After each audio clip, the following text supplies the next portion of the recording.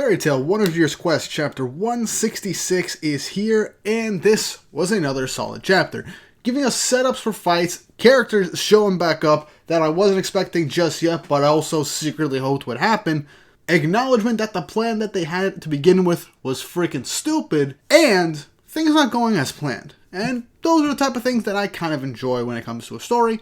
So, I'll get right into it. But before we jump right into things, don't forget to like and subscribe and hit the notification bell for updates on future videos. It really helps and it shows you guys enjoy the content I make here on the channel and shows you want to see more. Fairy Tail has been really fun to do and I cannot wait to keep bringing out more content for you guys, so look forward to more. So, let's get on with the video. Chapter 166 of 100 Years Quest, titled Key Bond, with the cover image being Karameel and Merkphobia looking out onto the town, which is honestly kind of cute. Until you remember that Karameel is dragonified and is currently trying to kill Lucy. But, speaking of which, we start this off directly from last time when Karameel, in her new dragonified form, is attacking Lucy underwater and is seemingly trying to kill her and is not in her right mind, as she launches a magical water attack at Lucy, which she manages to turn away from, as she realizes that Karameel is actually using magic. It was previously stated that Karameel wasn't a wizard, she couldn't use magic, and so Lucy comes to the conclusion that by turning into a dragon, perhaps it awakens some latent magical ability within her to begin with. And Lucy then transforms into her Aquarius star dress, which actually allows her to fight underwater and breathe underwater. Karameel states that she will eliminate anyone who approaches the water god, as Lucy says, I came here to help the water god, as she launches an Aquametria square at Karameel. But Karameel then rides the actual current that she made with this going around, and then, like it's just a day at the park, and then punches Lucy's square in the chest, which she just barely manages to block, and manages to avoid another hit from Karameel and continues to dodge. Lucy begins to think that she's strong. She thought all we'd have to do was destroy the giant lacrimas. And then she comes to the obvious realization that I stated in the last chapter and that many of us have probably stated, is that splitting up was a bad idea. And I like how she thinks this as we get a literal shot of Merkphobia just wreaking havoc in Ermina, just to really sell the actual situation that they're in. But before we keep going with Lucy, we actually jump to the next location of where the next giant lacrima is, which is the Fire God's Castle, where Natsu ends up jumping back in to fight Ignia. But Ignia is not there, and neither are seemingly all of his subordinates.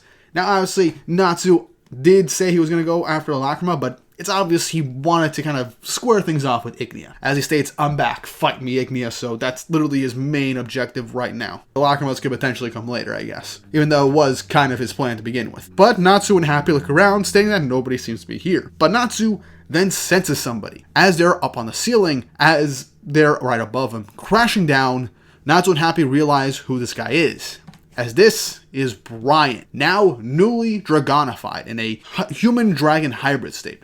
You know what? I'm fine with the design. It's not great, but it's also not, it's an okay design.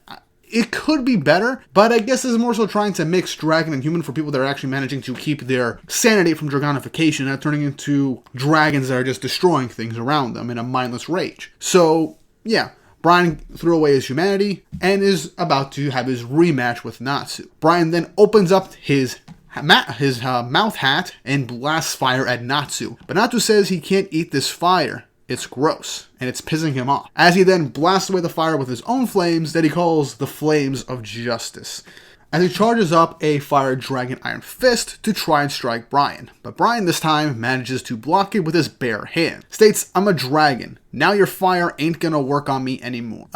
Which is kind of an interesting thing because Natsu's a fire dragon slayer, so dragon slaying magic will definitely do damage to Brian, but he's definitely on a high now that he's become a dragon. It's probably just him thinking that he's so strong now that Natsu's power isn't going to do anything to him, but I'm pretty sure it is eventually. Also, the fact that Natsu says he can't eat the fire this time because it's gross, it might either be a tasting and he just doesn't want to eat fire that he doesn't find relatively delicious, or it might just be an excuse, and for some reason, this fire has a property to it that prevents him from eating it. And I think that would be really cool to explore, especially since all the Fire and Flame and Ignia use flames. So, if there's a property that makes it so that Natsu can't eat the fire, that definitely ups the stakes a bit, so Natsu can't get an instant power up from fighting actual fire users like he normally does. So that would be pretty interesting. But Natsu asks where Ignia went. Brian said that Ignia thinks Natsu's not really on his radar right now, and that he went after Faris right now, which definitely makes sense. Natsu is definitely his immediate trajectory, but with Faris showing up, being a Black Wizard, with Acnologia's arm, it's definitely a bit more of a priority for him to focus on at the moment, because this will definitely be a thing for him. As he says, he left Brian in charge of the castle, and Brian says, now is getting hungry. So right now we're getting Natsu versus Brian round 2. This time Brian's not going to be too easy to deal with since he's a dragon, so this definitely will up his power. I do think Natsu's going to obviously beat him, but how he'll win, it could be a relatively short fight. We have to see how strong Brian is and what his magic is now as a dragon, or if his power is more than just the literal flames, because he has the ability to make mouths on any part of his body. But yeah, this will be an interesting fight, to say the least. I really hope this one does deliver, considering that Natsu's actually fighting a dragon-human hybrid. But we don't stick with Natsu for long, as we get another perspective shift, as we see Ignia in his dragon form flying over the skies of Giltina, as he smirks, stating, Black Wizard Faris, the one with Acnologia's power. Intriguing. She'll be the perfect warm-up. I'll burn the black to ash, as he zooms off towards Faris' location, as he most likely managed to find her scent. Now this is interesting. This is literally setting up, very early on in this arc, a battle between two villains. And look, by the rules of anime and manga, villain fights between two villains are usually the most brutal and the most hardcore in anime and manga. That happens a lot, and I really, really hope Mashima delivers with this, because this could be probably one of the best fights in the series, and I hope Ueda's art style continues to improve and showcase a really cool fight. If this doesn't deliver, I will bash it, obviously, but I have high hopes, and I really hope those hopes are met, because Ignia fighting Faris with Acnologia's power, that's going to be very interesting, and it will probably end up deciding who the main antagonist of the rest of the series will end up being if it's not Ignia.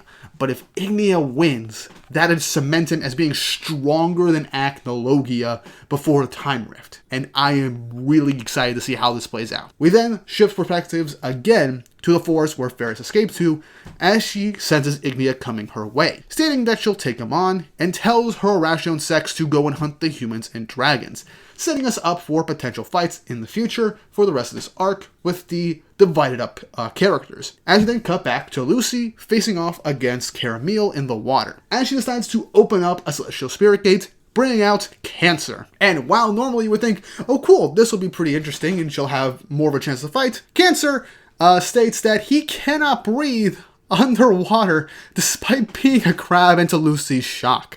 And she then comes to the conclusion, oh wait, I can breathe underwater because of the star dress, but the celestial spirits I have can't actually breathe underwater. That is definitely a big thing. And that is true. None of Lucy's spirits are water spirits outside of, obviously, Aquarius. And you'd think Cancer being a crab would be able to breathe underwater, but I guess he can't.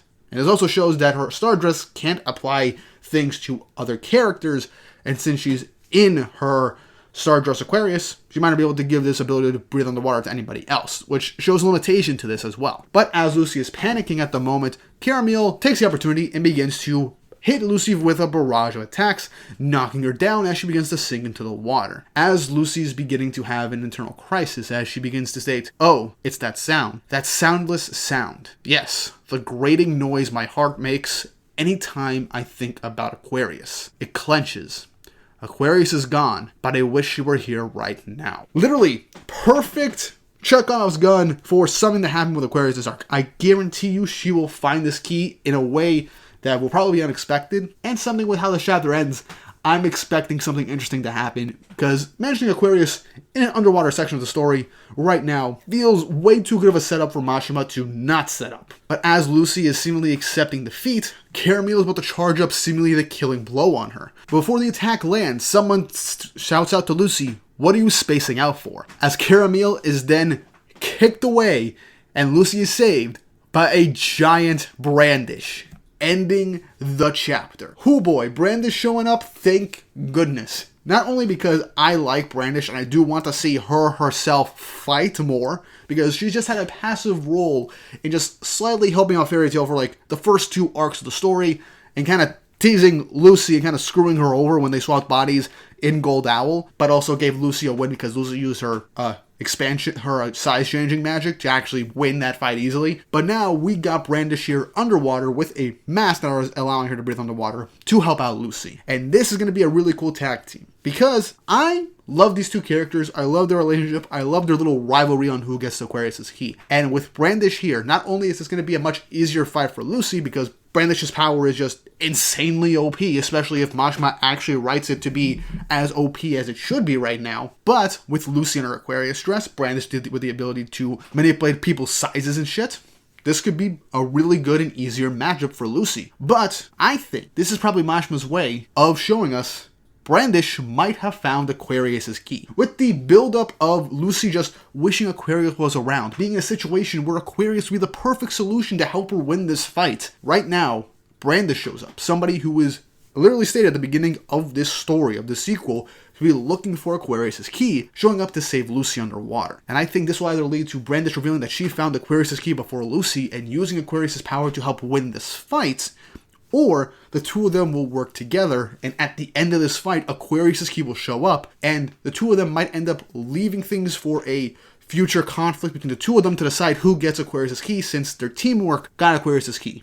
Or they'll do like a type of shared ownership, if that's actually possible, which I don't think that is the case. But I would love it if either Brandish had Aquarius's key, or if after the fight ended, Aquarius's key showed up, and the two of them decide to put actual ownership of the key on hold until this whole Dragon Gods thing is resolved, and then have a full-on fight between the two of them to actually decide who gets Aquarius' key. I think that would be pretty interesting, and a really nice subversion of expectations instead of Lucy just getting the key right at the perfect moment. I think that would be better than Lucy conveniently finding Aquarius' key on her own and then immediately getting Aquarius back and forging her contract. At least that's my opinion. And with Ignia going off to fight Faris, that is going to be a very interesting conflict, and I really hope this ends up being one of the more hype fights of this arc and not the entire series, because like I said, villain fights tend to be the best fights in most shonen series, or the most hype, and I am incredibly excited for this. And I'm also excited because now, since we basically swapped between a few perspectives this chapter, we'll either take a break from Brandish and Lucy and